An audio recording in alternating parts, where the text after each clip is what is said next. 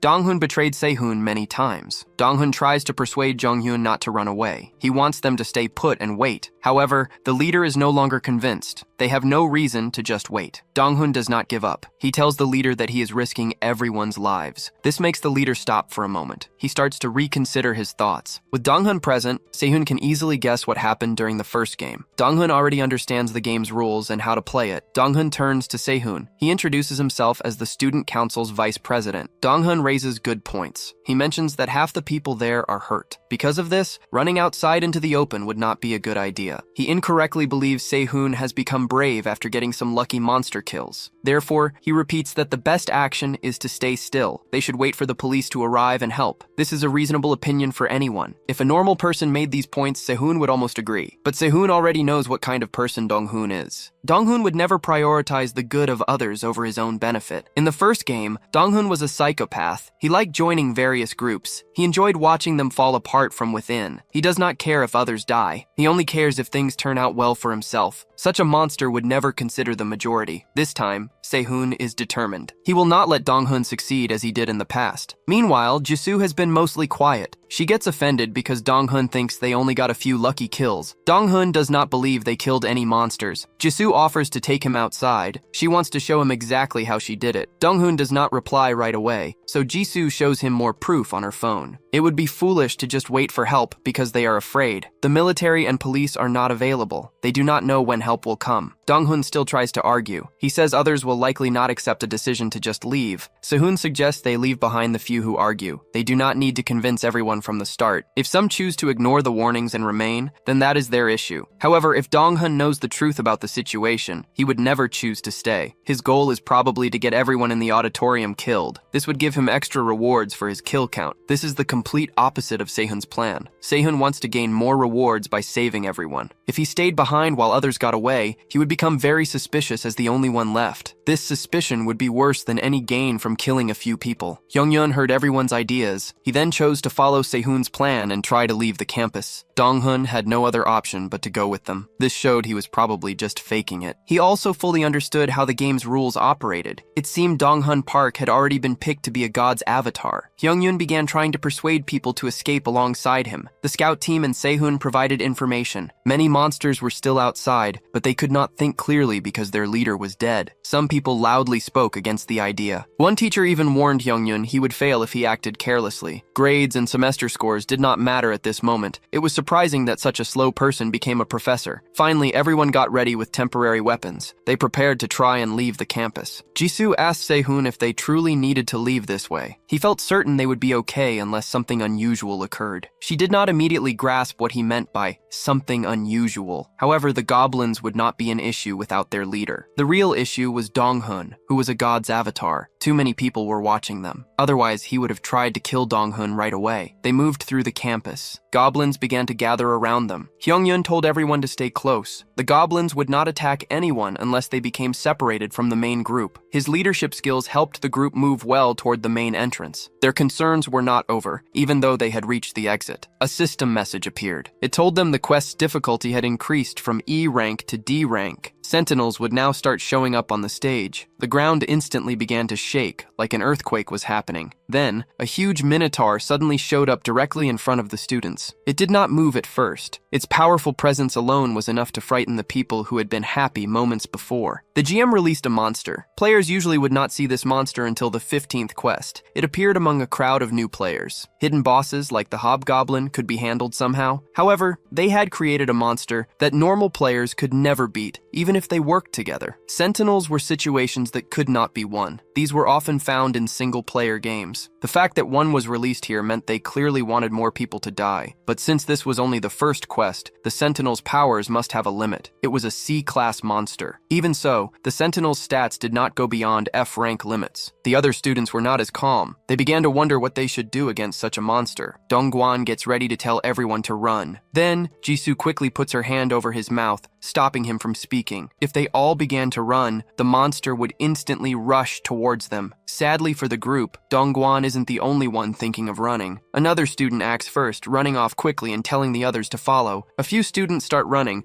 but some others find they can barely move their bodies. It seems the monster's loud roar causes a fear effect. This is helpful because it prevents some people from running without a plan. However, the few who did manage to escape cannot be saved now. Very quickly, the Minotaur reaches them and easily throws them aside. Even the professor from before, who cared more about grades, is caught. The monster's huge fist instantly tears him apart. The Minotaur is enormous, standing more than 5 meters tall. It can also rip people apart without needing any weapons. They cannot hope to escape from such a creature. It's clear that running is not the correct option. While Hyungyun tries to decide what to do, Sehun steps forward to lead. Someone needs to act as a distraction so everyone else can get away. He volunteers to be the bait, allowing them to escape. Hyungyun first tells him he doesn't need to do something so risky, but it's clear no one else would offer, and they cannot simply wait for the creature to destroy them. It's surprising that Sehun shows no fear, even in this situation. He is responding to the situation perfectly and making sensible choices. Sehun's calm thinking is far beyond Hyungyun's. Jisoo keeps her hand over Donggun's mouth. She watches as Sehun calmly moves towards the Minotaur. She feels worried for a moment. Then, he waves his hand at her, showing he has a plan. She trusts him, and then lets go of the annoying vice president who had been struggling without power. Donggun takes a moment to calm himself and rub his aching face. He had wanted to claim all the rewards, but now that things have changed, there isn't much he can do. He was warned about the Minotaur earlier, so he must retreat. He will have many more quests to complete later. Sehun prepares to enter the fight. He even picks up a red cloth to use and draw the beast away. Hyungyun doesn't know how much time Sehun can gain alone, but at this moment, they have no other option. Hyungyun takes a moment to bow to Sehun and thank him for his sacrifice. This makes our MC nervous on the ground. The MC then gets ready to grab all the Minotaur's attention by waving the cloth around. Once the Minotaur is fully focused on him, he shouts for the others to run towards the main entrance. Hyungyun screams orders at them. They all listen and successfully reach the exit without any issues. He also gets a new skill called Commanding Shout, which lets him give commands. Meanwhile, Sehun confidently guides the Minotaur, avoiding its huge attacks. This makes the creature hit itself against the wall and the ground. Soon, everyone successfully leaves the campus area. They finish the quest within the time limit. They all pause to check on each other. Some people look a bit hurt, but everyone is alive and safe. With the others now safe, Hyungyun turns to help Sehun. However, a barrier blocks him from returning to the earlier area. Since he cannot enter directly, he shouts for Sehun to escape while there is still time. Sehun notices them calling and turns to respond, but the Minotaur uses this chance to land a strong blow, sending him flying into a wall. The beast then immediately lunges forward, crashing into Sehun with great force. The others watch in shock at the event. They believe that our main character is dead. As they continue watching, the barrier begins to close. This blocks their view of the battle. Hyungyun apologizes to Jisoo, who also saw everything unfold, but she simply watches the fight with no expression. Despite their concerns, Sehun is still alive. He sits under the fallen debris, waiting for them to depart. In his past life, he was not a good person. It would be more accurate to say he was very selfish. Because of this, he felt strange when Hyungyun thanked him with such strong emotion. He was weak, and many other players had much more talent than him. At that time, he only wanted to survive. To do this, he needed to be cold and self-centered. Now, he has returned to the start with a new outlook on life. He wants to pick a different course of action. Perhaps this time he can try to be a hero. Once he is certain that all observers have gone and no one is watching him, he provokes the Minotaur to attack again. The Minotaur appears surprised that he lived through the deadly blow. However, just before the huge punch sent him flying, he raised his health stats to the maximum for his current level to survive. Because he took that hit head-on, Sehun is now sure that his first theory was right. The Minotaur's stats are at their highest, up to F rank level 100 points. Sentinels are typically designed to be unbeatable by a regular player. In his past life, he avoided fighting one no matter what. When he did have to fight one, he made sure to put his own survival first, using any method needed. He did not care about other people's lives, as long as it meant he could keep living. But this time, he does not want things to be like that. He gets ready as the Minotaur rushes at him with incredible speed. It tears up the ground nearby as it runs towards him. Just before the hit, Sehun uses more points to boost his strength to the highest level too. However, because of an item he obtained earlier,